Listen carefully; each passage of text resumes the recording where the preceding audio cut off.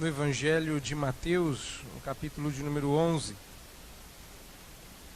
Evangelho de Mateus, capítulo 11. Nós vamos fazer a leitura até o versículo de número 15. Evangelho de Mateus, capítulo 11.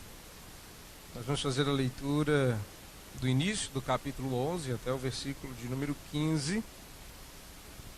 E eu peço que os irmãos acompanhem a leitura da palavra de Deus. Se você não veio munido de uma Bíblia por nos visitar, por favor, se assente aí perto de alguém que tem e você compartilhe, para que todos possamos acompanhar a exposição do texto da palavra do Senhor, que diz assim: Ora, tendo acabado Jesus de dar estas instruções a seus 12 discípulos, partiu dali a ensinar e pregar nas cidades deles.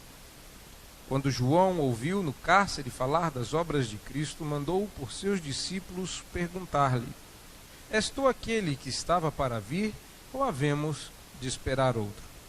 E Jesus, respondendo, disse-lhes: Ide e anunciai a João o que estáis ouvindo e vendo.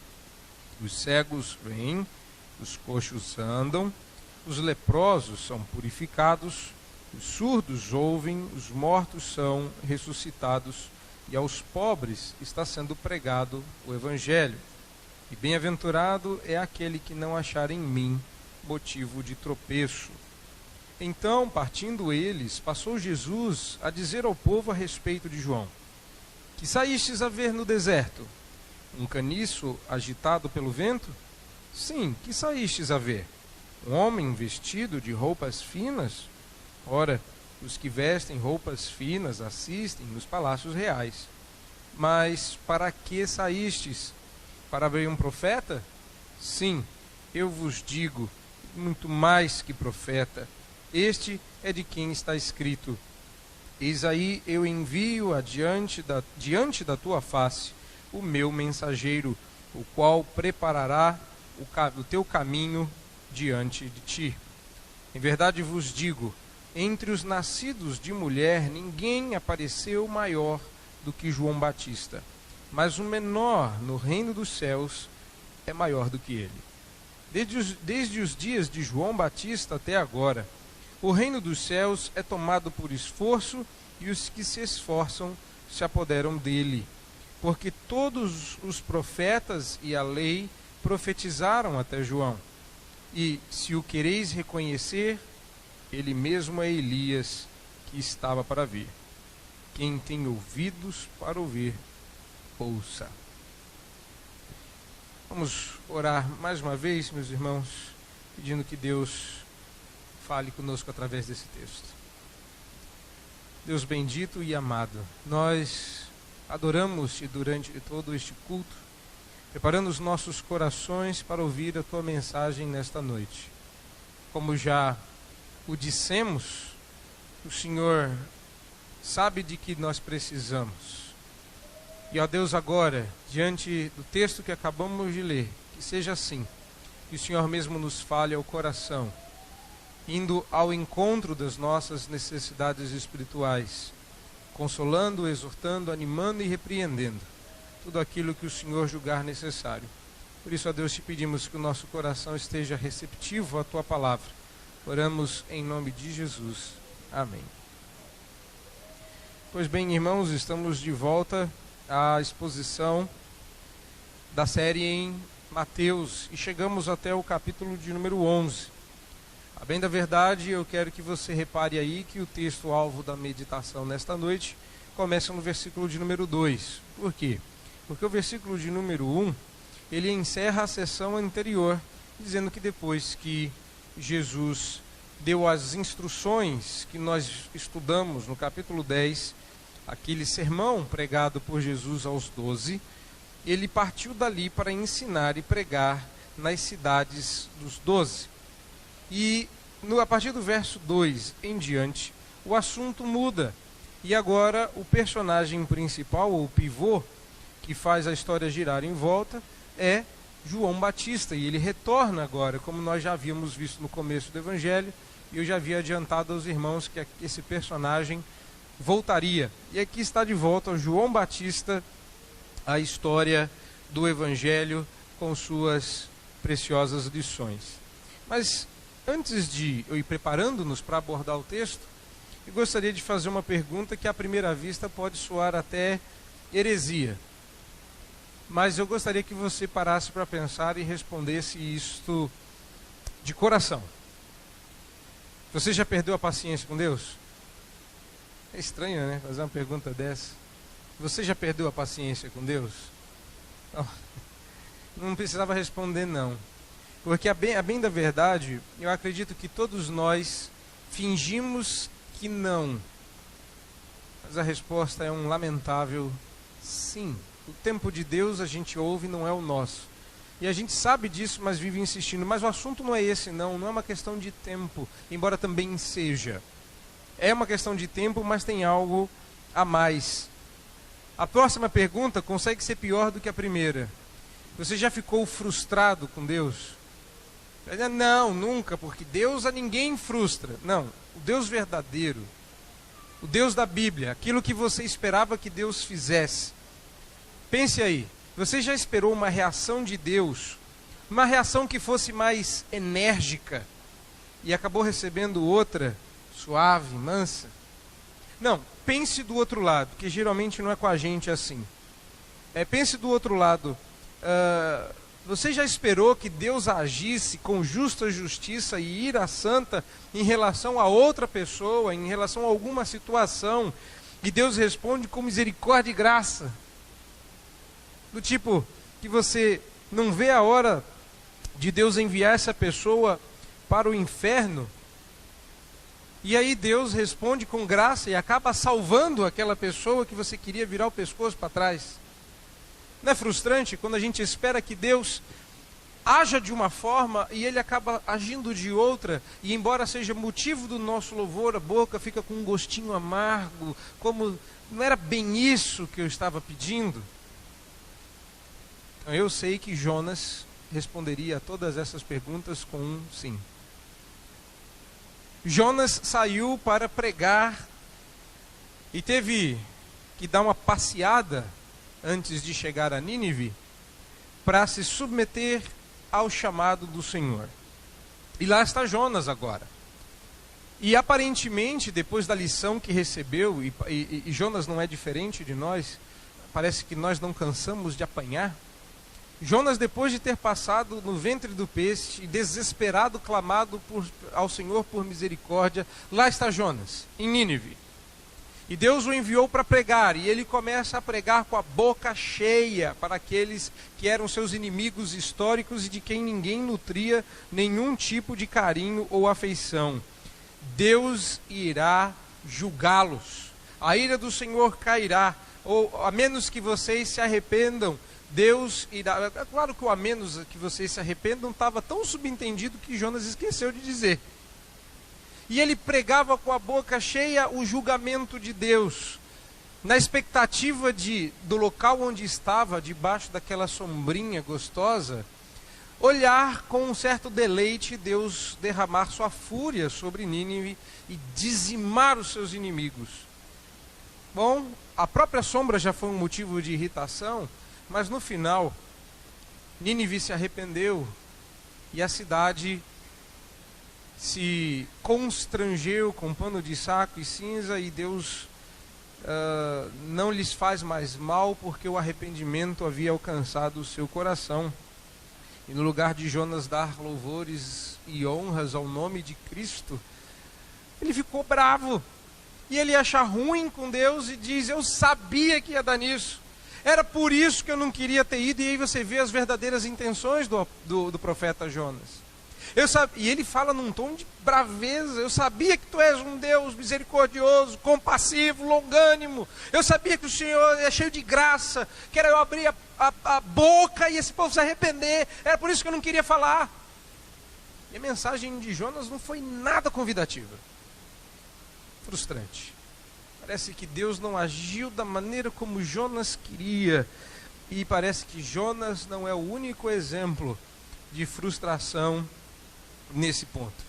Seu colega de testamento, João Batista, Parece que foi outro personagem que nutriu semelhante compreensão e buscou apressar a mão de Jesus, como mais tarde o faria sua mãe, e as almas debaixo do trono, conforme lemos em Apocalipse, pedindo para que Jesus fosse mais ágil na atuação do seu ministério.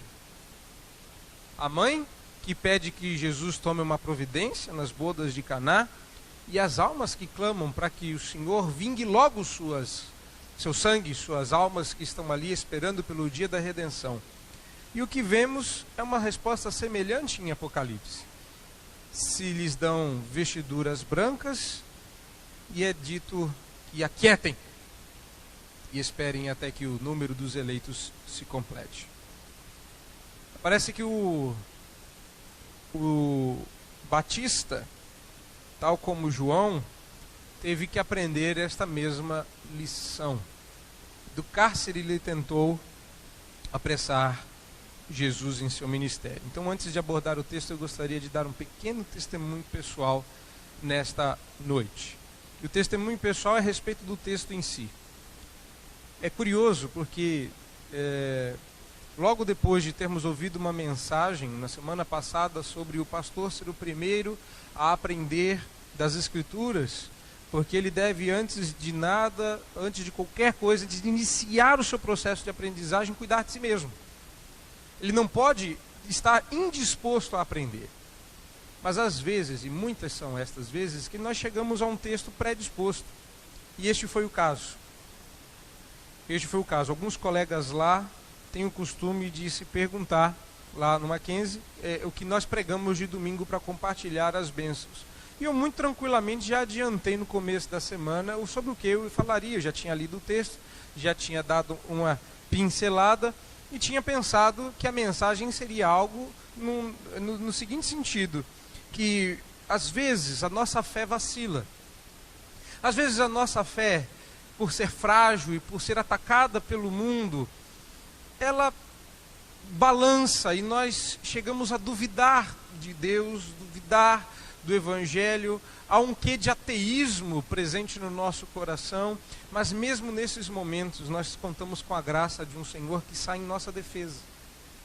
Que Jesus acudiu a João Batista em sua falta de fé, como o fez com o apóstolo Pedro no mar.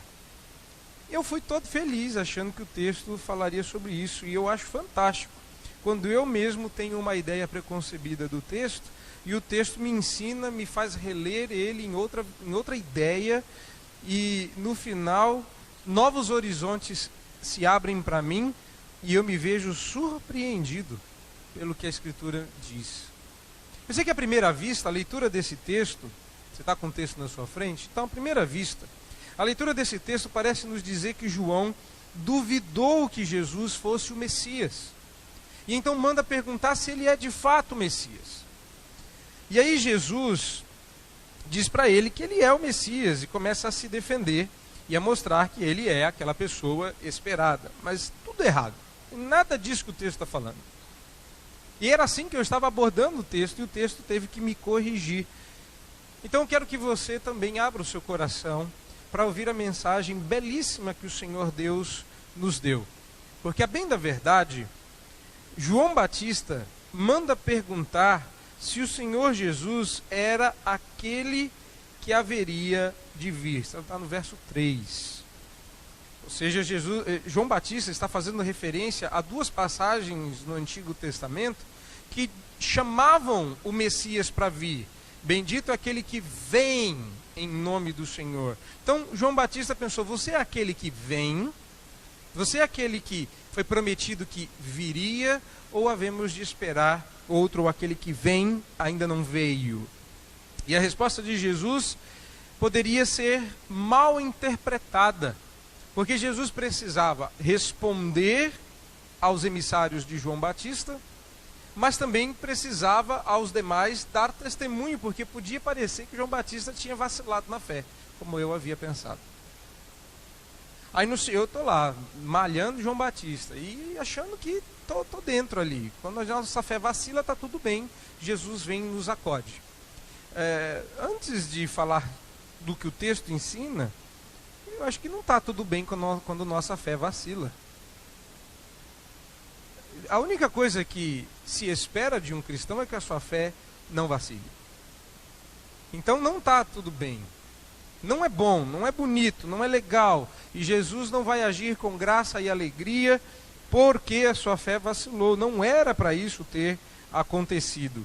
As lições desse texto encerram outra coisa. Não se fala de falta de fé. Aliás, pelo contrário, João Batista nunca duvidou que Jesus, seu parente, era o Cordeiro de Deus, porque foi ele quem o disse. Foi João Batista que disse a todos: eis o Cordeiro de Deus, é ele. Ele é o Cordeiro de Deus que tira o pecado do mundo. João Batista sabia, mas não estava duvidando. Então, é surpreendente como a atenção aos detalhes muda a nossa perspectiva. Vamos ao texto? Vamos aprender o que o Senhor tem a nos dizer? Como é que eu sei que João Batista não estava duvidando? João Batista estava chateado. Ele não estava com a sua fé vacilante. Pelo contrário, ele estava bravo. E ele tinha motivos para isso, pelo menos na cabeça dele. Verso 2 diz quais são. Quando João ouviu no cárcere falar das obras de Cristo, mandou seus discípulos perguntar-lhe. João Batista não estava se importando com o fato de estar preso. João Batista tinha consciência plena da sua missão. Ele escolheu vestir-se e alimentar-se daquela forma porque ele sabia quem ele era. Ele sempre soube. Jesus precisa dar testemunho de quem é João, porque João sabia quem era, mas o povo não sabia quem ele era. Você sabe quem você é, mas nem todos o sabem. Alguém precisa dizer. Se não for a sua boca, que seja de outro, e é melhor que seja de outro, inclusive. Mas lá está João Batista, e ele está quieto até esse momento.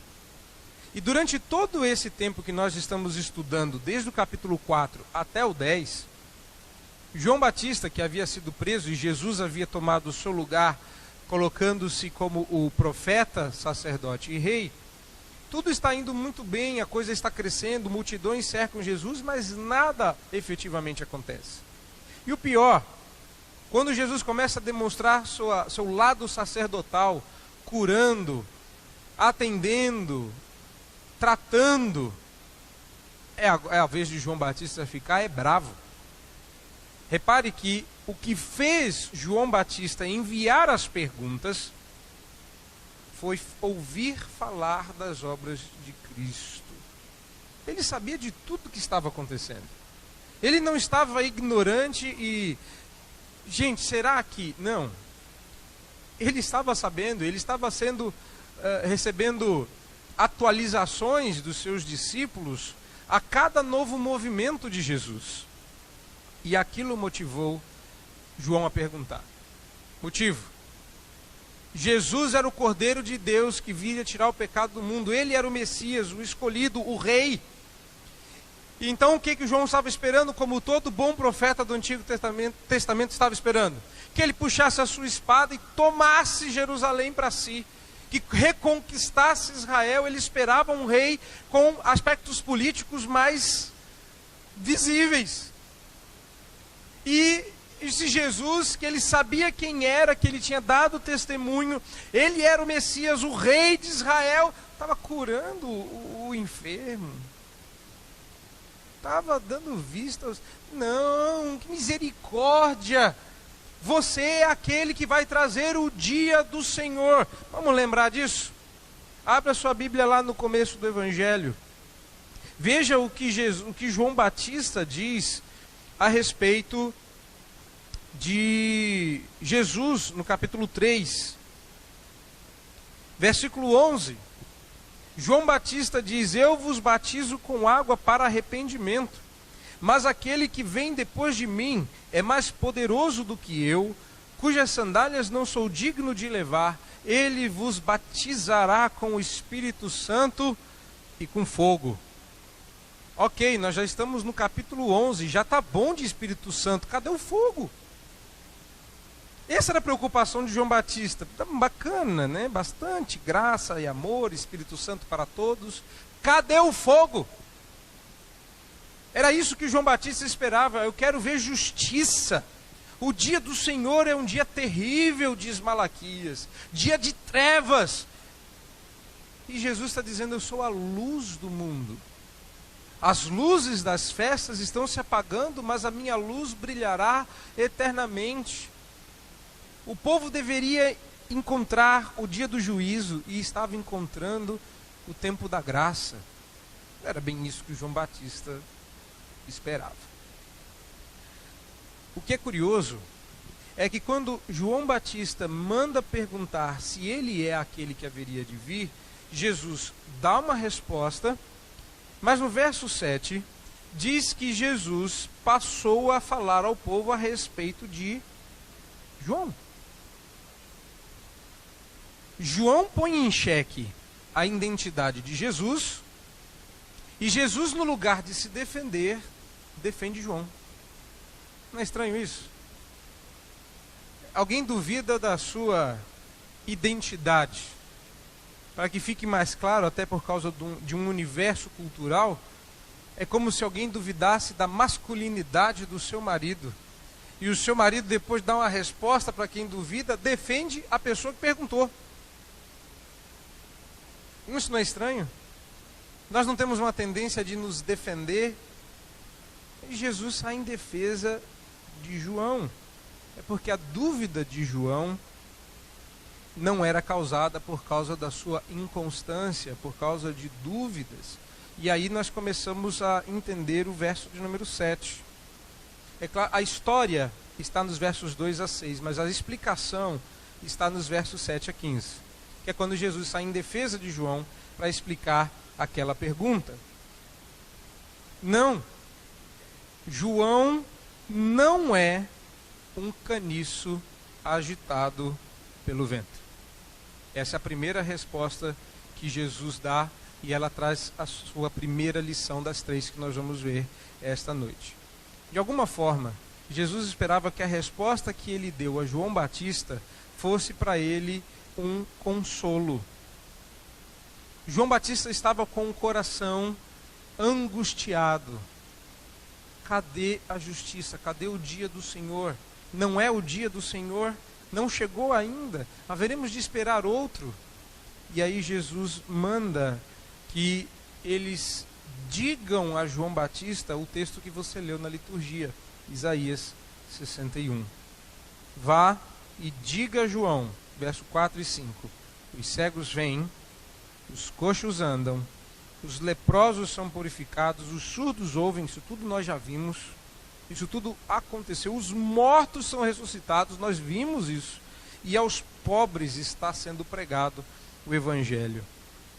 Agora, a resposta aponta para o Antigo Testamento, a um cumprimento aqui. João, fica tranquilo, se veste de vestidura branca e aquieta o coração. O dia do Senhor veio, só que ele não veio do jeito que você imaginou. Ele vem do jeito que eu planejei. Ele vem do jeito que o Antigo Testamento diz. Ele vem do jeito que Deus quer e não do jeito que nós queremos. João, como todos os seus colegas de profecia, os profetas do Antigo Testamento, pensavam no dia do Senhor apenas em termos de julgamento. E Jesus tranquiliza o coração dizendo, amplia sua visão, meu querido. Lembra das profecias de Isaías, porque Malaquias não é a única profecia que vai se cumprir com o meu ministério. Tem mais coisa a respeito do dia do Senhor, tem mais coisa acontecendo. Você deve certificar-se, você deve ter certeza de que o dia do Senhor era trazido pelo ministério de Jesus, mas não nos termos de João Batista. Antes do julgamento, haveria espaço para a graça. Então Jesus defende João Batista no seguinte termo: o que saístes a ver no deserto? E aí faz uma pergunta retórica. A resposta é um óbvio não. Um caniço agitado pelo vento, ou seja, um homem instável, que balança conforme os ventos e as situações? Não. Um homem descrente. A dúvida de João Batista se devia à sua falta de fé? Não. Sua pergunta não nasceu de fraqueza nem de falhas pessoais, mas de compreensão errada sobre a natureza do ministério do Messias. Ele tinha uma compreensão errada das Escrituras, e Jesus garante o lugar de João na história da redenção, mas revela que a redenção está se cumprindo de uma maneira diferente. Nesse primeiro momento, eu vejo como é interessante notar que às vezes a gente fica frustrado com a maneira como Deus age. A gente sabe, a gente ora e a gente pede que Deus faça a sua vontade. Mas quando Ele faz, a gente não gosta. O resultado que a gente espera não é o que Deus faz. E a resposta de Jesus para tranquilizar o seu coração é: põe a veste branca que eu comprei na cruz para você e aquieta o seu coração. Eu sei que você está meio frustrado, meio irado, que você gostaria que Deus fizesse de outra forma, mas confia em mim. A coisa vai acontecer do jeito que eu acho melhor. Descansa. Descansa. Não é do jeito que você quer, meu irmão. E não adianta você insistir. Deus faz do jeito que Ele acha melhor. Deus faz do jeito que a Escritura prevê. E a falha em entender a vontade de Deus não está em achar que Deus é um ser imprevisível, mas em não conhecer as Escrituras como elas devem ser conhecidas. É uma acusação pesada para um homem como João Batista, mas é exatamente o que Jesus manda dizer. Ele reprova a cobrança de João Batista no verso 6, dizendo: feliz é o homem que não acha em mim motivo de tropeço. Diga a João Batista que ele não está enxergando com olhos tão amplos a revelação que ele tem nas mãos. Os profetas do Antigo Testamento, nós já sabemos, enxergavam o dia do Senhor como uma coisa só. Jesus está desmembrando o dia do Senhor, que era glória para os eleitos e julgamento para os ímpios, em dois momentos: graça na primeira vinda, juízo na segunda vinda. E essa não era a maneira como os profetas gostariam que a coisa acontecesse. Como muitas vezes, a forma como Deus age na sua vida não é a forma que você espera que Deus faça as coisas. E Deus coloca em você numa situação tal como a de João Batista, que você é impedido de sair de onde está, obrigado a ver Deus agir sem poder fazer nada, porque Deus quer te ensinar o que ensinou a João Batista. Ele diz: preguem o Evangelho para João Batista. Verso 4: ide e anunciai a João que estão ouvindo e vendo. Um resumo do que é pregar o Evangelho. Vá e diga, anuncie o que você ouve e o que você vê. É o que, em outras palavras, você deve fazer sempre. Você está aqui na igreja, todo domingo, ouvindo e vendo. Vá e diga para as pessoas que não entendem. Mas vá sabendo que Deus não faz as coisas conforme nós achamos melhor, mas conforme Ele acha melhor. Já ficou frustrado com Deus? Pois é. Todos nós já ficamos. O erro não está em Deus. Está em nós. Nós precisamos conhecer melhor as Escrituras. Com isso, nós descobrimos que Jesus tinha uma consciência muito clara de que o dia do Senhor havia chegado. Isaías 61 fala do dia do Senhor, como nós lemos, e Jesus tinha consciência. Diga para João que eu sou o cumprimento de Isaías 61. Já devia ter ficado claro, porque Isaías 61 já tinha sido pregado por Jesus no Sermão do Monte, quando ele fala daqueles que seriam consolados no reino dos céus. A bem da verdade, todos nós esperamos pelo reino, mas a gente já esqueceu disso. É perigoso ficarmos muito bem aqui. Você gosta da sua vida? Você gosta da sua vida? Você gosta do conforto da sua casa? Aliás, você é incansável na busca de conforto. Tá bom aqui. Nós esquecemos que oramos: venha o teu reino. De repente o rei está lá, o reino está ganhando espaço. João Batista espera que esse reino se manifeste de uma forma, Jesus disse que será de outra, mas ainda assim, o reino vai aparecer aqui mais para frente, quando Jesus falar claramente sobre o reino dos céus. Ele começa a falar isso no verso 12. A quantas anda o seu desejo de que o reino dos céus venha? E aí nós partimos para a segunda lição. Verso 8. Sim, que saístes a ver? Um homem vestidos de roupas finas? Ora, os que vestem roupas finas assistem nos palácios reais. Na medida que a gente estuda esse texto e esse pedacinho especificamente, a gente descobre que Jesus tinha senso de humor e um requinte de ironia que são dignos de incomodar.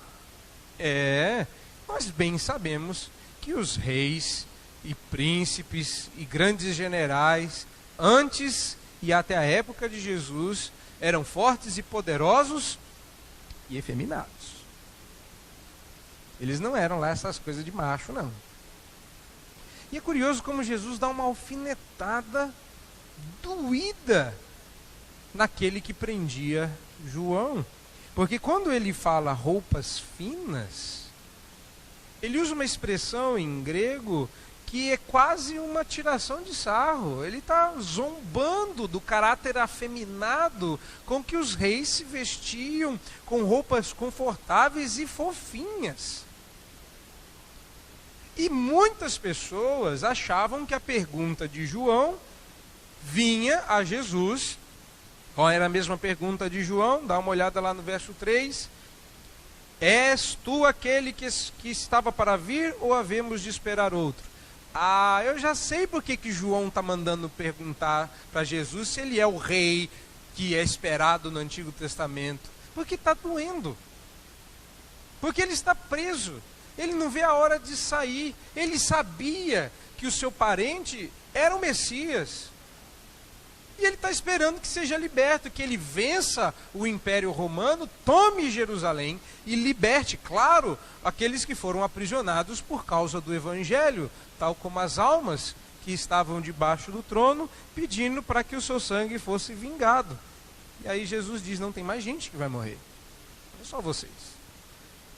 Mas está lá João Batista. Descobrimos o motivo da pergunta.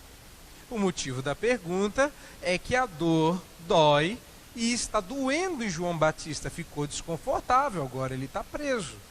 Aí ele começa a apressar Jesus. Vamos que eu não estou aguentando mais. Estou sofrendo demais, já deu, já está bom.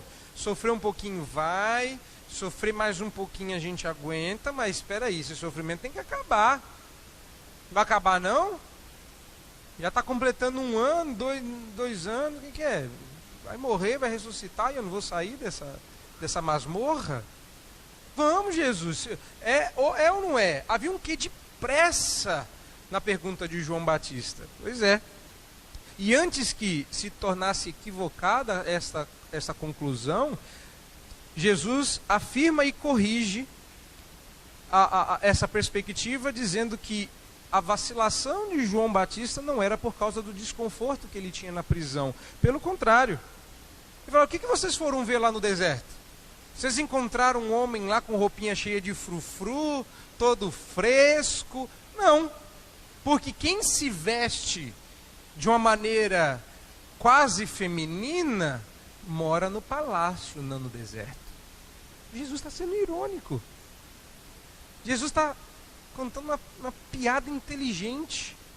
O que vocês foram ver no deserto? Todo mundo lembra, é um cara barbudo, cabeludo, todo desgrenhado, com a roupa rústica, desconfortável.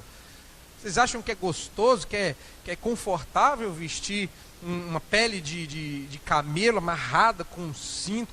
Não, era uma situação já desconfortável por si só. Por que vocês foram ver no deserto? Vocês encontraram o quê? Um camarada vestindo Gap? M-Office? Não. Lá ele estava com uma roupinha de shopping, não. Quem veste roupinha de shopping está no palácio. É isso que Jesus está dizendo. Agora vocês entenderam, né? E a roupinha de shopping era tinha um quê de efeminado. João parecia tudo menos efeminado. Ele impunha medo e respeito. Por isso que ele foi preso, inclusive. As suas palavras tinham peso. Pois é. E aqui nós temos mais uma lição, mais uma preciosa lição na segunda resposta que Jesus dá. Quando Jesus manda dizer para ele que a profecia está se cumprindo, Jesus vira para o povo e corrige a segunda percepção. Não, João Batista não era um descrente e também não era um adorador do conforto. Quando ele, no verso 8, diz que quem se vestia de roupas finas estava no palácio, ele, em outras palavras, também está dizendo, se fosse Herodes no lugar de João, e perdoem a maneira chula como eu vou dizer isso, mas se fosse Herodes no lugar de João, já tinha abrido o bico. João está aguentando muito mais do que qualquer almofadinha de palácio aguentaria, em termos de peso da responsabilidade e em termos de sofrimento que está aguentando. Então, nem por um momento achem que João Batista está fazendo essa pergunta porque ele está incomodado com a sua situação. Ele é muito mais homem do que vocês imaginam. Mas na medida que Jesus dá essa resposta, ele também nos ensina que circunstâncias não devem influenciar nossa fé. É muito bom adorar a Deus na beleza da sua santidade, quando nós somos igualmente belos e o banco está estofado e tem carpete novo na igreja. Isso é ótimo. E é motivo de dar graças a Deus. Mas Deus tem sido bom para conosco e tem nos dado de tudo, desde carpete novo até falta de luz. Desde limpeza extrema e doces aromas até ratinho correndo pelo canto. Vocês se lembram do rato, não? Tem uns dizendo, lembro. Mas vamos pensar na vida, não só na igreja. Sabe qual é o primeiro lugar para onde você vai quando dói? Não é para cá. Não, e nem é para o hospital. É para canto nenhum. Se você pudesse, você entraria dentro do seu próprio umbigo. Porque quando nós não estamos bem, e quando a dor dói, e quando a situação incomoda, e as coisas não saem de acordo com o que a gente quer, a gente não vem à igreja. A gente diz, eu não estou muito bem para ir ao culto. Eu não me sinto bem para ter comunhão com os irmãos. Vão ficar perguntando como é que eu estou me sentindo, o que eu estou pensando, o que eu estou passando, e eu vou ter que mentir. Você não precisa mentir.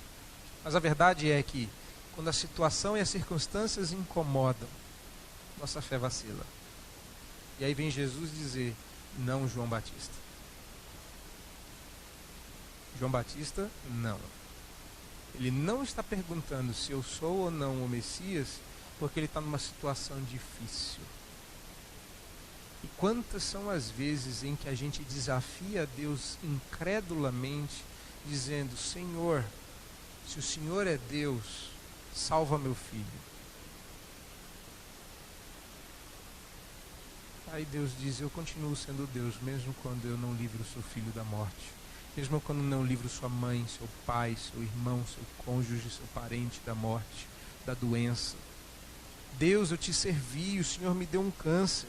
Não desperdice o seu câncer, já disse alguém. Não, meu querido. As circunstâncias estão mexendo na sua fé, você está vacilando na fé porque a situação não está boa para você. Sabe, você não lembra João Batista.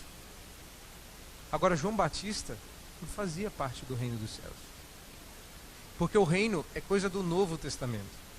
E João Batista é o último dos profetas do Antigo Testamento. Sua visão está tão turva e tão distante da sua situação presente como estava de João. Deus faz o que quer e tudo o que ele faz é bom. Sua fé não pode mudar na mesma proporção com que mudam as circunstâncias. Sua fé e o nosso conceito sobre Deus não pode mudar na proporção que mudam as nossas circunstâncias. Se for assim, você não é igual João Batista, se lembra mais a mulher de Jó. As circunstâncias já não eram boas e o conceito sobre Deus mudou. Deus não é mais bom. Amaldiçoa seu Deus e morre. Aí você vê a fé de um homem que não vacila e diz, nós recebemos o bem, não receberíamos também o mal, Deus não deixou de ser bom por causa das perebas, da morte dos filhos, da falta de riqueza. Deus continua sendo Deus, mulher. Você parece doida. Como é que anda a sua fé quando as circunstâncias não são exatamente como você quer? A quantas anda ou andaria a sua fé se aquela doença terrível da qual você se livrou voltasse e voltasse pior? Não, Deus me livre, pastor. Não. E se Deus resolver não livrar? O que você vai dizer sobre Deus? Zack Smith tinha uma resposta para isso. Zack Smith é um irmão nosso que nós vamos conhecer, alguns de vocês vão conhecer só no céu. Alguns tiveram a oportunidade de conhecê-lo bem de passagem no YouTube. Zack Smith teve um câncer terrível nos intestinos e tratou, e Deus curou, e ele agradeceu a Deus. No mês seguinte, o câncer voltou, maior, mais poderoso e o pior, imune aos remédios. Isso aconteceu há 2 anos atrás, ou 2 anos e meio atrás. E aí ele gravou um vídeo no YouTube para dizer: o câncer me tornou um melhor pai, um melhor marido, um melhor crente. Eu não sei por que Deus fez isso, mas eu sei quem Ele é. E Deus é sempre bom. E sabe o que Deus fez com um homem com uma fé inabalável dessa? O mundo não era digno de um homem desse. Deus o chamou para si. E o que você espera? Revolta? Perguntas? Será? Dúvidas? Aí a esposa dele grava outro vídeo dizendo: Deus continua sendo bom. O meu conceito sobre Deus não mudou. Eu estou sem marido. Eu vou criar meus filhos sozinha. E eu não sei o que eu vou fazer. Mas Deus continua sendo bom. Meu conceito de Deus não muda, porque as circunstâncias não são favoráveis. Isso é João Batista, que nem o Espírito Santo tinha. Terceira e última lição. É a mais comprida de todas e é a que eu vou gastar menos tempo. Mas por quê? Porque a leitura é autoexplicativa, a menos que você não entenda alguns detalhes que eu espero deixar claro.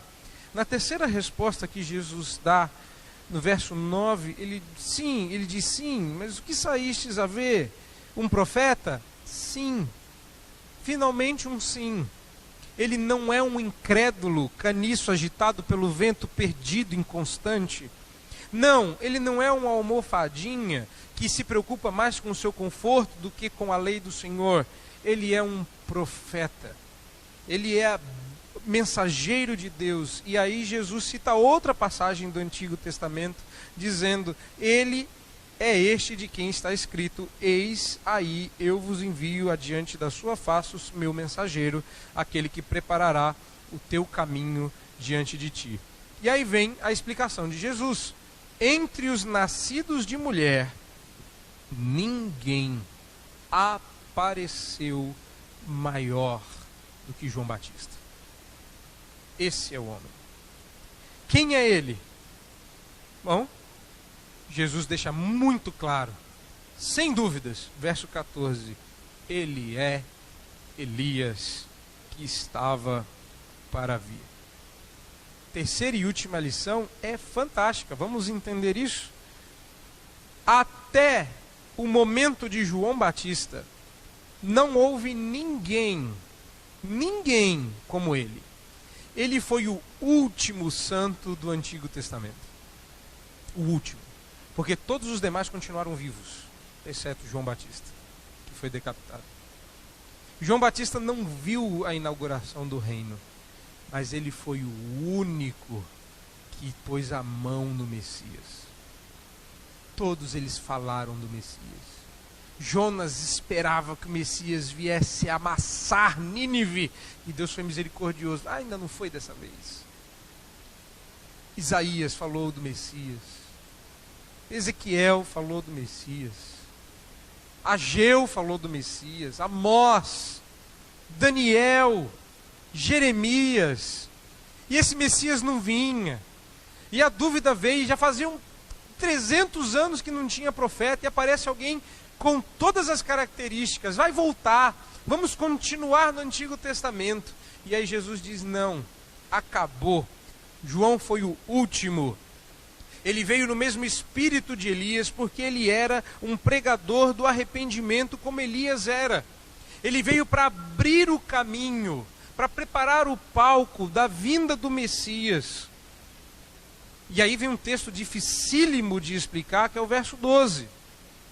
Desde os dias de João Batista até agora, o reino dos céus é tomado por esforço, e os que se esforçam se apoderam dele.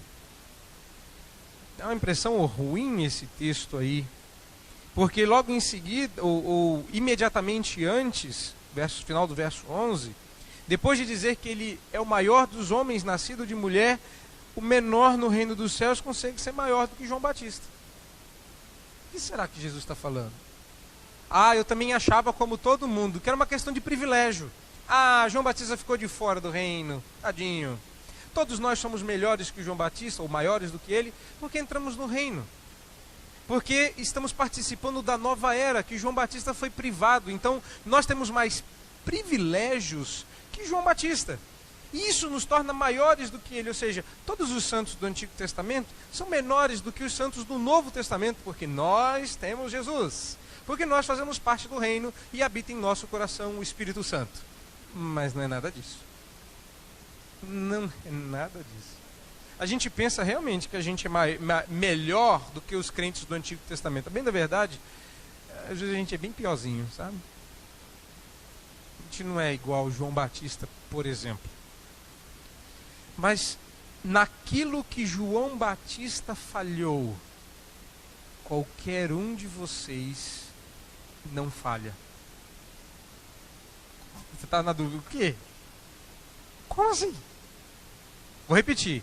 Naquilo que João Batista falhou, qualquer um de vocês não vai falhar. João Batista não conseguiu enxergar com clareza que Jesus era o Messias prometido do Antigo Testamento, aquele que viria trazer o dia do Senhor. Não ficou absolutamente claro. Ele deu um testemunho sinuoso. Ele não apontou para Cristo certamente e certeiramente. Ele vacilou, ao ponto de receber de Jesus repreensão. Bem-aventurado aquele que não acha em mim motivo de tropeço. Mas ele diz, o menorzinho no reino dos céus entrou no reino dos céus por causa de mim. E vai apontar com facilidade a mim como Redentor. Qualquer um de vocês sabe dizer que Jesus Cristo salva. Qualquer um de vocês sabe dizer que Ele é o Messias. Qualquer um pode dizer com muita tranquilidade que Jesus é o Senhor. Essa tranquilidade João não teve. Mas qualquer um de nós tem. É a facilidade de apontar para Cristo. Agora vamos entender o verso 12 e 13. É importante. Desde os dias de João Batista, não é desde o Antigo Testamento até João Batista. É que quando João Batista começou o seu ministério, os seus dias, Jesus também começou o seu ministério. Então, quando ele fala desde os dias de João Batista até agora, ele está se referindo basicamente desde o começo desse evangelho até o presente momento. Desde os dias que João Batista começou o seu ministério até este exato momento. Então não é desde o Antigo Testamento até agora, mas desde o ministério de João Batista até o presente. Ou seja, desde basicamente o início do ministério de Jesus. Porque Jesus começou o seu ministério nos dias de João Batista, como o próprio Evangelho de Mateus ensina. Outra coisa que é importante lembrar é que Jesus diz que o reino dos céus é tomado por esforço, ou o reino dos céus avança à força. Todavia, ainda não foi afastada toda a oposição, como João Batista esperava que acontecesse. Que os inimigos do reino fossem esmagados, porque os poderosos se esforçam de tomar o reino dos céus, e uma dessas tentativas foi a prisão de João Batista. Eles estavam tentando abafar o crescimento do reino. Outra coisa curiosa de notar é a anomalia do verso 13. uma coisa estranha aqui. Conseguiu notar o que está de estranho aí? Há uma inversão incomum que acontece raríssimas vezes. É quando lei e profetas foi invertido por profetas e lei. A primeira vez que acontece aqui no Evangelho de Mateus, porque todos os profetas e a lei. Há uma inversão. Geralmente é leis e profetas. E a segunda coisa, é dito que leis e profetas profetizaram até João. É outra coisa incomum. A lei e os profetas invertidos profetizam. E essas anomalias servem a um propósito comum. Uma forma poderosa de dizer que todo o Antigo Testamento tem uma função profética, e essa função profética foi mantida até João Batista, incluindo João Batista, mas no fundo, apontava para Jesus. O Antigo Testamento cumpriu sua função até João Batista. Ele faz parte, ele é o único profeta que faz parte de profecia. Ele também é cumprimento, como eu sou. E logo depois disso, acabou o nosso texto, chega o verso 15. Então qual é a lição que essa última resposta encerra? Irmãos, a maior bênção que nós temos nos momentos em que a gente não compreende bem como Deus está agindo, é apontar para Cristo. Tão simples, mas tão difícil. Você realmente acha, eu sei disso porque eu também acho, mas você realmente acha que a sua vida trata sobre você? Mas a história da sua vida fala sobre você. Pois o livro autobiográfico que você vai escrever sobre si mesmo tem outro personagem principal que não é você. Curioso, né? E geralmente livros autobiográficos falam da própria pessoa. Esse é o ponto. Quando João Batista faz a pergunta, Jesus vira para a multidão e fala: olhem bem para João Batista. Tudo o que ele faz, tudo o que ele diz, até a sua dúvida, aponta para mim. Eu sou o Messias.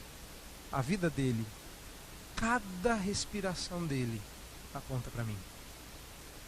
Até a dúvida dele aponta para mim.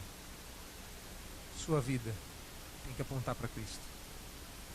Nada será mais glorioso quando com clareza as pessoas olharem para você e enxergarem o Redentor. Então quando Deus age de uma forma que a gente não entende e a gente perde um pouco da paciência, use a clareza que o Espírito te dá. Você pode, mas eu sou tão menor no reino dos céus. Ainda bem que Jesus disse que o menor no reino dos céus poderia fazer o que João Batista não conseguiu: recorrer a Cristo e vê-lo como Cristo. Sim, essa é a última lição. E aí Jesus termina com quem tem ouvidos para ouvir, ouça. O Senhor Jesus quer que você entenda e viva dessa forma. Falta de fé não é acudida. Não, ele não é um homem incrédulo. Ele não entendeu corretamente. Não. Ele não é uma almofadinha. Ele não está esperando que Deus livre ele das situações. João Batista não é um adepto da teologia a hora que melhora. Não. Ora porque Deus exige oração.